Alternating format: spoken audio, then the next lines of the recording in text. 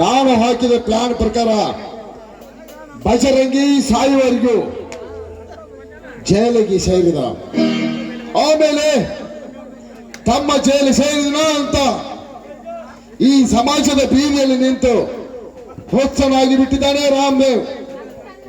ಅಂದ ಮೇಲೆ ಎಂದ ಮುಂದೆ ಈ ಗ್ರಾಮದಲ್ಲಿ ನಮ್ಮನ್ನು ಎದುರು ಹಾಕಿಕೊಳ್ಳುವವರಿಗೆ ಇದೊಂದು ತಕ್ಕ ಪಾಠ ಅಂತ ಮುನ್ನೆಚ್ಚರಿಕೆಯಾಗಿ ಕೊಟ್ಟಿದ್ದೀವಿ.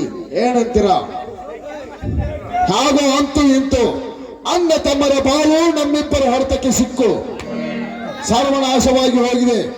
ಎನ್ನು ಮುಂದೆ ಅಣ್ಣ ತಮ್ಮರಿಬ್ಬರ ಹೆಂಡರು ಚಂದುವಿ ಚೆಲುವರು ನಮ್ಮಿಬ್ಬರ ಸೊತ್ತು.